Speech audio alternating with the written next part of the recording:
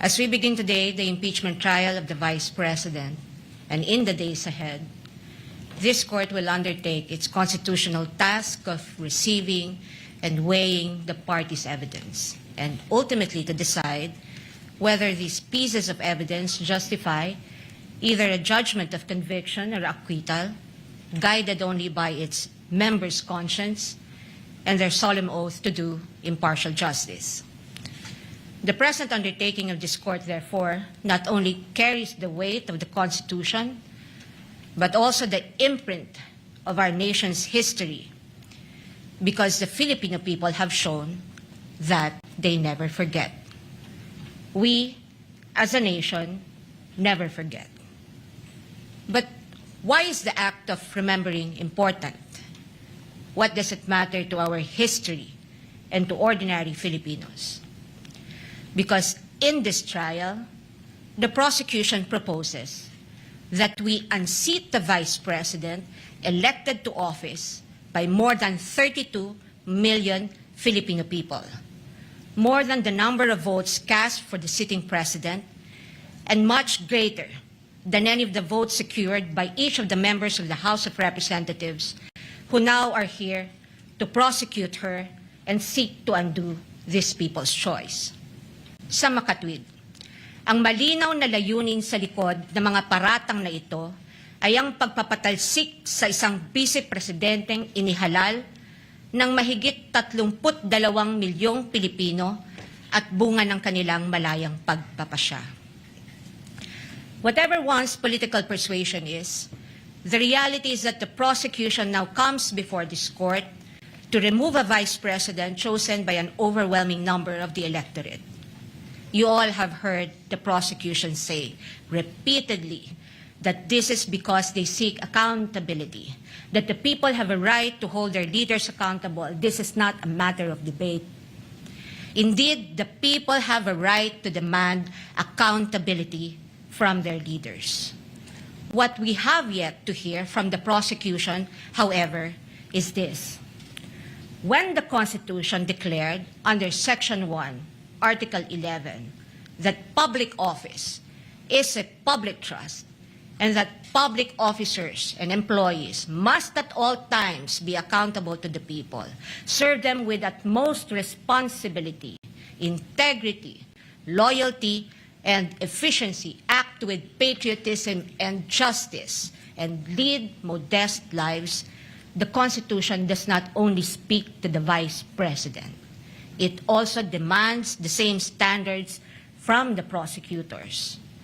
Being public officers themselves, the public prosecutors and the members of the House of Representatives are also held to the same constitutional standard. And so we must remember what history tells us. This is not the first time that members of the House of Representatives have attempted to remove the Vice President, and in a manner not compliant with the Constitution. In a July 25, 2025 decision, the Supreme Court unanimously declared in Duterte versus House of Representatives, GR numbers 278353 and 278359, that the impeachment proceedings in the House of Representatives were tainted with grave abuse of discretion, rendering the articles of impeachment that the House transmitted last year to the Senate as void ab initio.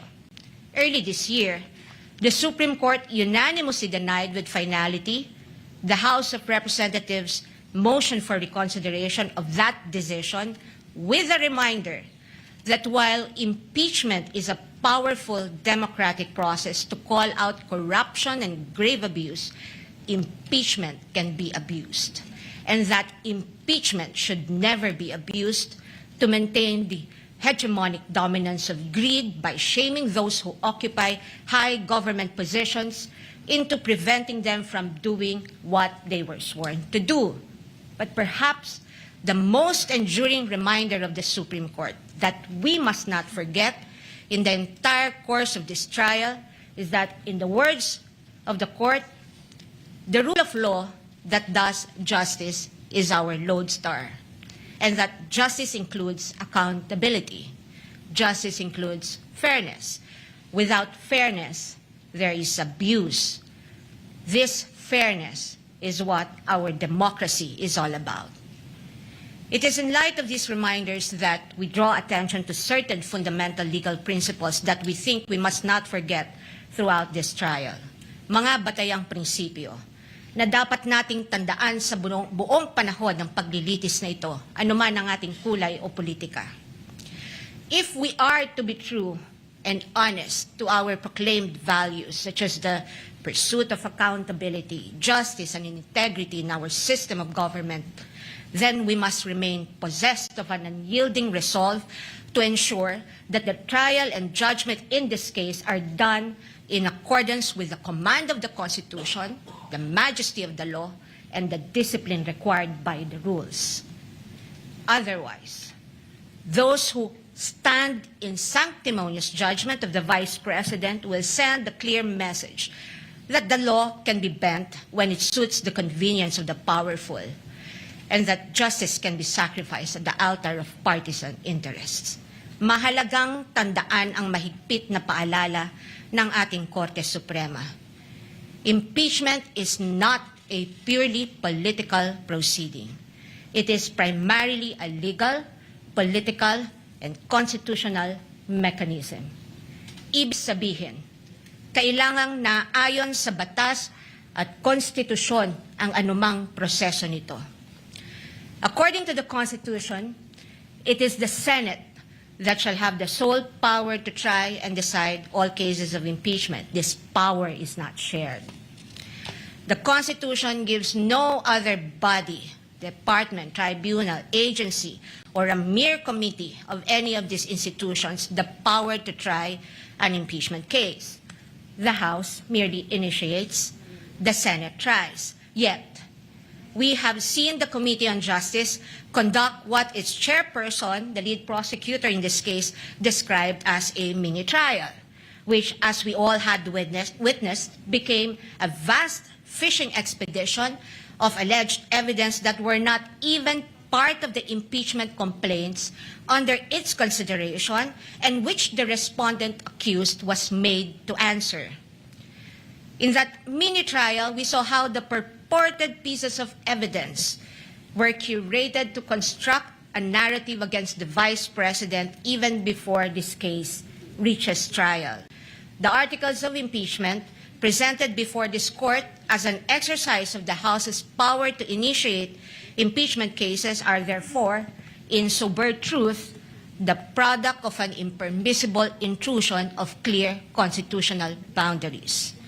Over the course of the impeachment trial, the prosecution will attempt to convince this court and the court of public opinion that the allegations in the articles of impeachment are supported by materials they obtained during their mini trial and that evidence exists to sustain a judgment of conviction. They will claim that the notices of suspension and disallowance issued by the COA and the COA decision denying the Vice President's appeal of that disallowance support their accusations, with the release of that decision by the COA conveniently timed and coinciding with the committee hearings. They will claim that the certifications of the PSA confirm their allegation that recipients of the confidential funds do not exist, even though they listed one Mary Grace Piatos in their pre-trial brief as among their witnesses, or that the liquidation of the confidential funds in a span of 11 days was allegedly swift as to invite suspicion.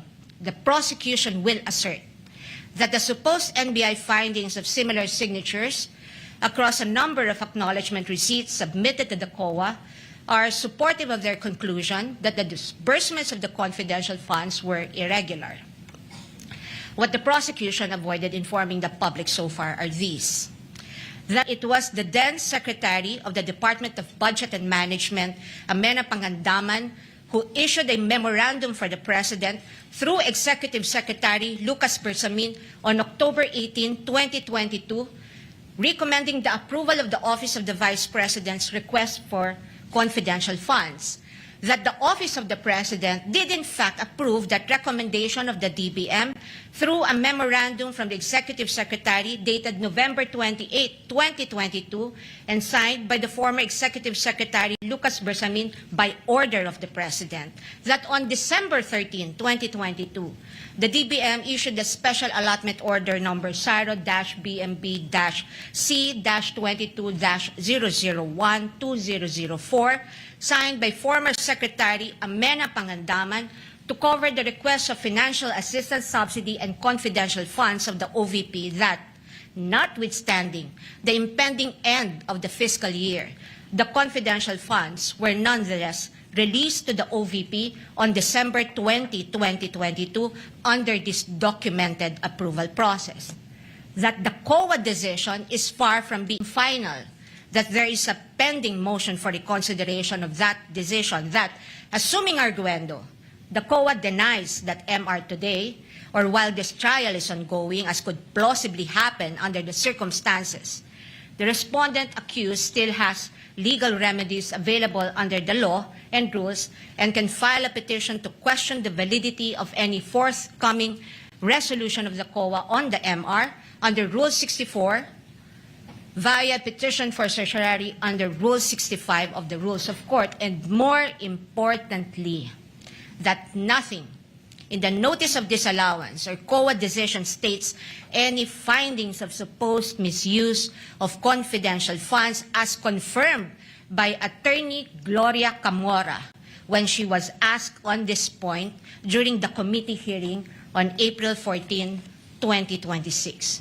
Across all other articles, the prosecution will lay a landscape of what it deems to be their evidence in support of their speculations and conclusions.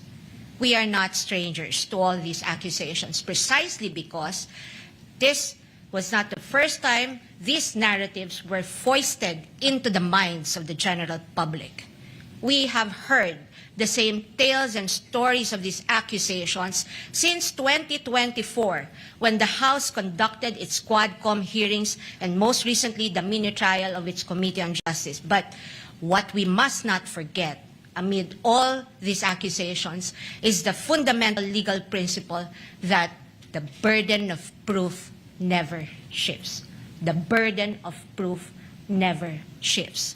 He who accuses must prove his allegations with evidence that meets not only the degree of proof required, but also meets the evidentiary standards of admissibility, credibility, relevance, materiality, and competence. We therefore should not lose sight of the core principle that the burden of proof is on the prosecution, and unless it discharges that burden, the accused need not even offer evidence on her behalf, and she will be entitled to an acquittal. This is the law then. This is the law now. And the underlying principle for this burden of proof is simple. Under our Constitution, every accused is presumed innocent until proven otherwise. An accused has in her favor the presumption of innocence, which the Bill of Rights guarantees.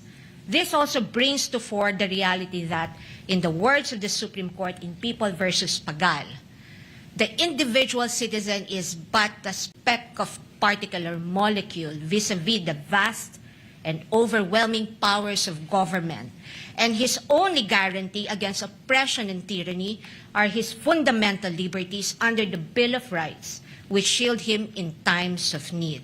Sa madaling salita, kinikilala ng ating saligang batas na sa bawat paglilitis, ang isang individual ay nahaharap sa malalim at napakalaking makinarya ng buong Estado. At ang tanging sandigan lamang niya laban sa anumang pang-aabuso ng kapangyarihan ay ang kanyang mga batayang karapatan sa ilalim ng ating konstitusyon.